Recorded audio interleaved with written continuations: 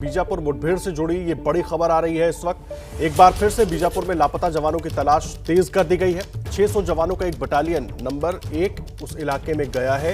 ये इलाका खूंखार नक्सली हिडमा का गढ़ है, इसलिए आशंका है कि फिर से आशंका एनकाउंटर की भी जताई जा रही है।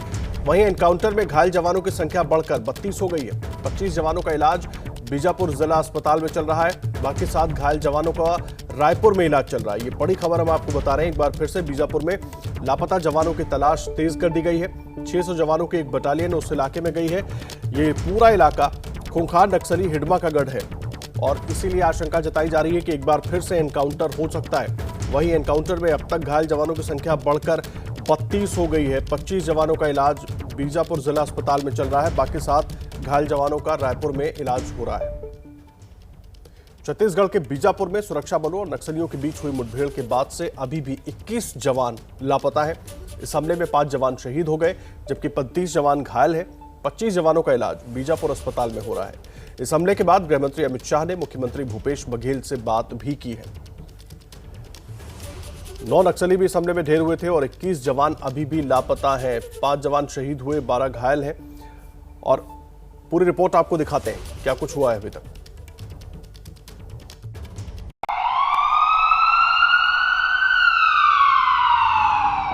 सुरक्षा बलों और नक्सलियों के बीच मुठभेड़ तर्रेम थाना क्षेत्र के जंगलों में हुई। खबर मिली थी कि गांव में नक्सलियों का जमावड़ा लगा है। इसके बाद सुरक्षा बलों के जवान कार्रवाई करने के इरादे से निकले थे। 2 अप्रैल की रात बीजापुर और सुकमा से डीआरजी, एसटीएफ, सीआरपीएफ और कोबरा बटालियन के जवानों को ज्वाइंट ऑपरेशन के लिए भेजा गया था। 3 अप्रैल को दोपहर 12 बजे जोनागुड़ा गांव के पास नक्सलियों से मुठभेड़ हुई। मुठभेड़ करीब 5 घंटे चली। इसके बाद घायल जवानों को लाने के लिए जंगल में हेलीकॉप्टर भेजे गए।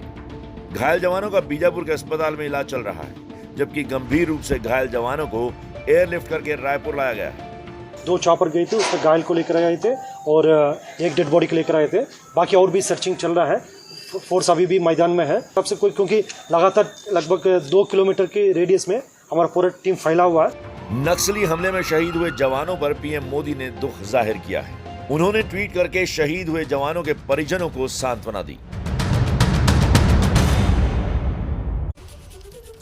और देखिए, लगातार कोशिशें हो रही हैं कि जो जवान 21 जवान लापता है उनको जल्द से जल्द खोजा जाए और उन्हीं की तलाश के लिए बटालियन भेजी जा रही है। और इस वक्त हमारे साथ हमारे सहयोगी ज्ञानेंद्र तिवारी जुड़ गए हैं। ज्ञानेंद्र तिवारी छत्तीसगढ़ और नक्सल मामलों के बारे में बहुत अच्छी जानकारी रखते हैं। ज्ञानेंद्र, मैं सबसे पहले आपसे जानना चाहूंगा, आपके सोर्सेस की तरफ से जानकारी क्या मिल रही है?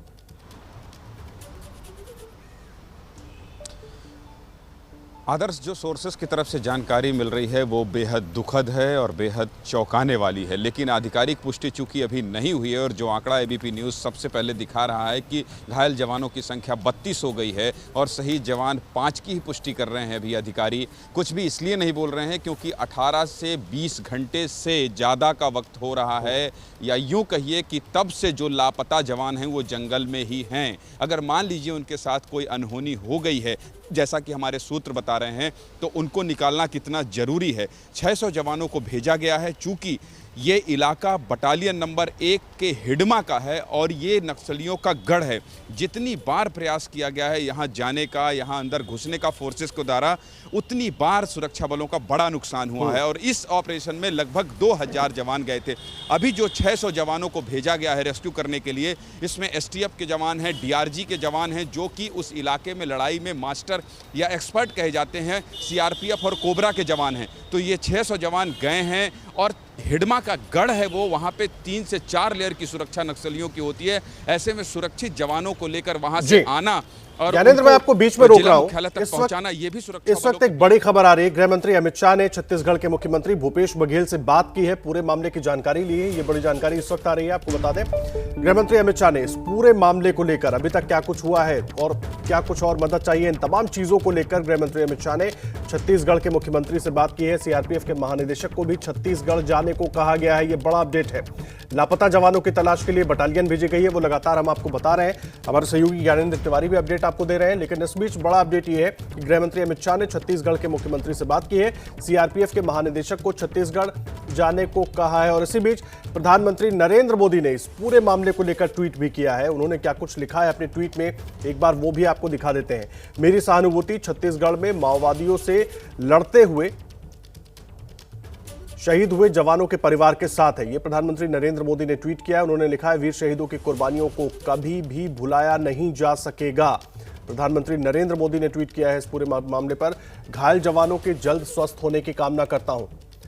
और लगातार इस पूरे मामले में गृह मंत्री और प्रधानमंत्री हर अपडेट ले रहे हैं और सीआरपीएफ के डीजी को भी वहां पर पहुंचने के लिए कहा गया है। इसके अलावा खुद गृह मंत्री ने भूपेश बघेल से बातचीत की है, वहां के मुख्यमंत्री से। क्या कुछ भूपेश बघेल ने कहा है इस पूरे मसले पर, एक बार वो आपको सुनवाते हैं। छत्तीसगढ़ के मुख्यमंत्री ने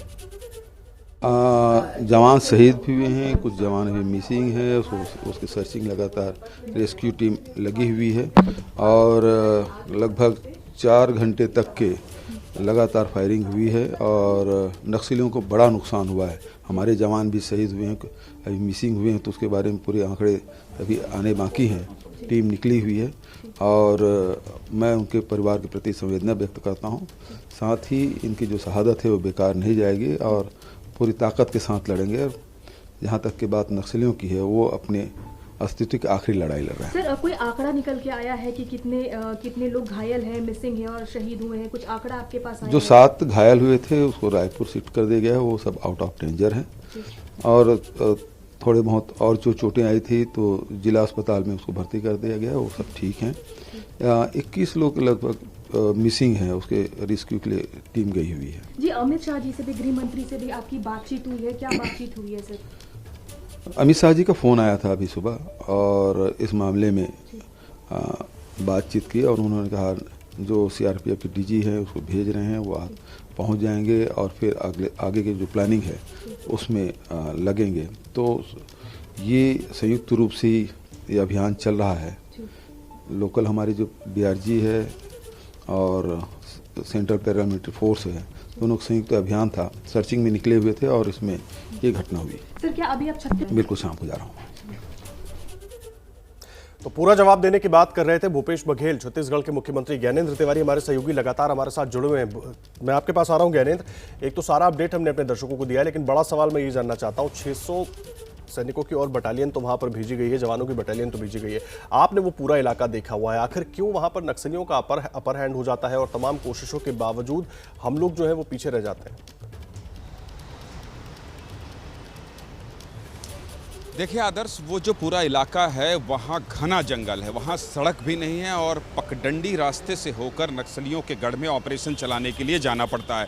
10-10, 20-20 किलोमीटर जवानों को पैदल चलना पड़ता है और अगर एम्बुश में, नक्सलियों के एम्बुश में अगर जवान फंस जाते हैं तो चाहे वो कितनी भी बड़ी संख्या हो, चूँकि उस इलाके की जानकारी जितनी नक्सलियों को है उतनी जानकारी जवानों को नहीं होती है। कहीं ना कहीं इंटेलिजेंस का भी ये चूक है कि अगर आप बटालियन नंबर 1 के हिडमा के पास ऑपरेशन के लिए जा रहे हैं तो आपको बड़ी तैयारी करनी होती है। तो निश्चित तौर पर ये जो इलाका है, इस इलाके में आप जितने नक्सली चौकन्ने रहते हैं उतना जवान अपडेट नहीं हो पाता है और इंटेलिजेंस की चूक की वजह से इस तरह की घटना हुई है। और दूसरा जो सियासी पहलू है आदर्श, मैं वो भी बता दूं कि मुख्यमंत्री भूपेश बघेल चूंकि अभी असम में है, वहाँ के ऑब्जर्वर हैं, वहाँ की उनको जिम्मेदारी है। ऐसे में बीजेपी ने अब ये भी सवाल उठाना शुरू कर दिया है कि इतनी बड़ी घटना के बाद भी अब तक मुख्यमंत्री भूपेश बघेल वहाँ नहीं पहुँचे। ये एक सियासी पहलू था। लेकिन जो आप पूछ रहे थे वो ये है कि छत्तीसगढ़ का जो वो इलाका है, घना जंगल है, वहाँ पर जब हिडमा के पास अहम बात आप कह रहे हैं ज्ञानेंद्र तिवारी, लेकिन सवाल बड़ा है। इस वक्त हमारी पहली प्रायोरिटी, सरकारों की पहली प्रायोरिटी यही कि उन 21 जवानों को ढूंढा जाए और इसीलिए पूरी की पूरी 600 जवानों की बटालियन को भेजा गया है। तमाम अपडेट इससे जुड़ा आप तक पहुंचाते रहेंगे। बहुत धन्यवाद ज्ञानेंद्र आपका इस पूरी जानकारी के लिए।